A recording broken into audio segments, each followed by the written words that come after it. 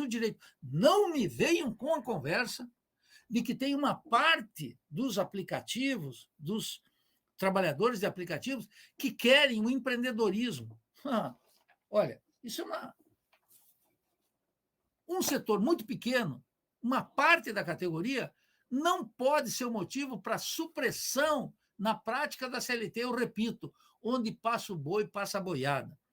E o que vão fazer com esse PL no Congresso Nacional vai ser sancionado depois pelo STF e vai ser aplicado por juízes do trabalho que não têm compromisso com os trabalhadores de maneira absolutamente radical contra os trabalhadores. Essa ideia de que o trabalhador é livre, eu quero ler um trecho de um sujeito que, eu até peço aí que o Demian faça a exposição desse livro, que é de um sujeito extraordinário, chamado Evaristo de Moraes. Evaristo de Moraes, nesse livro aí, de 1905, esse livro, Evaristo de Moraes, que ajudou a criar o Partido Operário no Brasil em 1870, um sujeito comprometido com a classe trabalhadora. Ele tem um outro livro, que é A Campanha Abolicionista, que é uma coisa maravilhosa. Ele escreveu o seguinte sobre a liberdade de trabalho. É um pequeno trecho que eu quero ler para ver onde é que o Lula está retrocedendo. O Lula está retrocedendo para antes de 1930. Por isso que é a revogação da era Vargas, no que tem de mais sagrado até agora, que era a consolidação das leis do trabalho, que permite os sindicatos judicializar, brigar nos tribunais, mas que permite também às categorias buscar contratos de trabalho, dissídio, acordos coletivos, etc., que são fundamentais, amparados na lei. Essa lei está sendo suprimida. E dizia Evaristo de Moraes, lá em 1905, os economistas clássicos mantêm ainda, contra a evidência dos fatos, no interesse do capitalismo moderno, a crença nas virtudes da liberdade de trabalho, que é o que uma parte dos trabalhadores dos aplicativos estão reivindicando, não admitindo regras, nem normas legais que fixem as bases do contrato entre o empregador e o empregado, ou, como se diz na linguagem jurídica brasileira, de 1905, entre o locatário e o locator de serviço. O homem livre, argumentam, tem o direito de vender seu trabalho pelo preço e nas condições que quiser.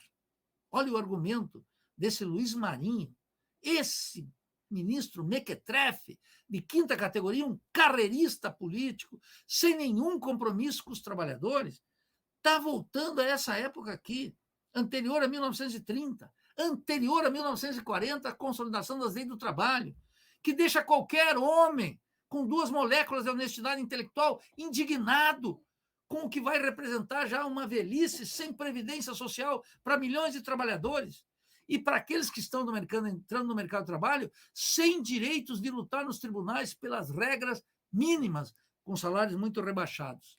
E continua Evaristo de Moraes. Mas na vida industrial moderna, essa liberdade de trabalho só tem gerado a opressão e a miséria, a exploração do operariado e seu rebaixamento progressivo. Hoje já ninguém contesta quanto influi a inexorável lei da concorrência na remuneração do trabalho operário. Vale para os aplicativos. E isso basta para defender o encanto ilusório da liberdade do trabalho. E aí conclui Evaristo de Moraes, 1905, gente.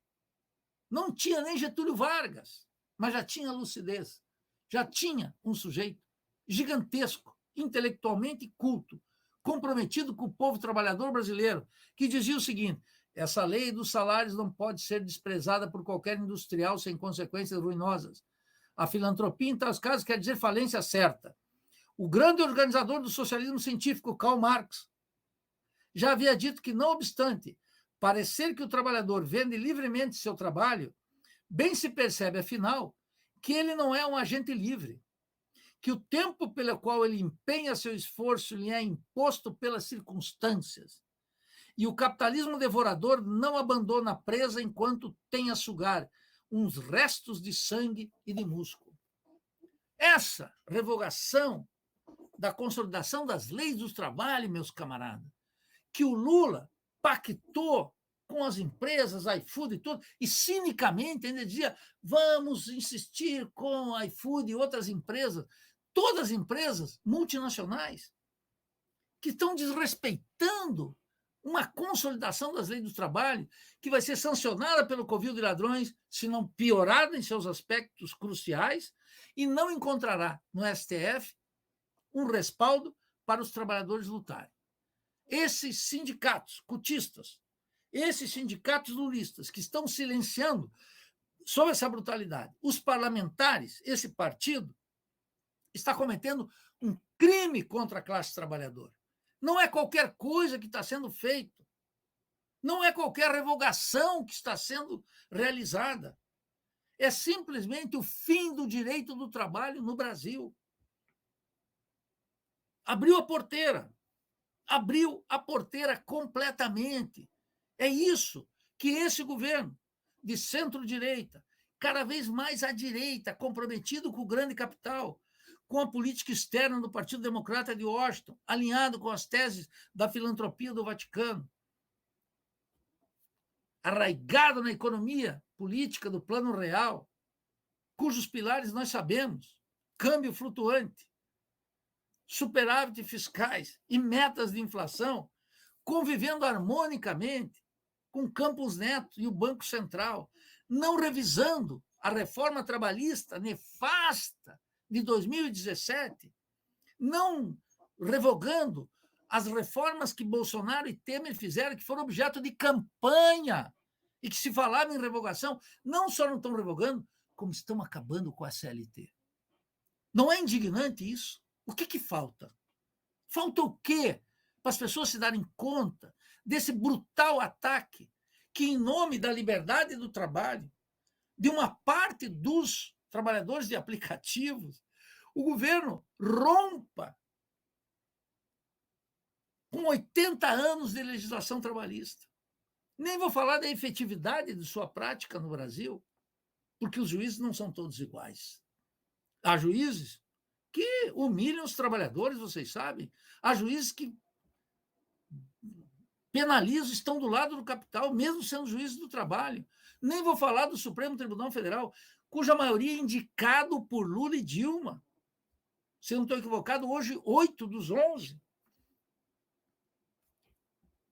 E está aí esse ataque brutal à classe trabalhadora, com a ideia de que o Lula está negociando. Olha, tem vídeo do Lula, busque aí, na campanha, dizendo que ia regulamentar isso, respeitando o trabalho, a previdência, etc. É uma vergonha o que está sendo feito.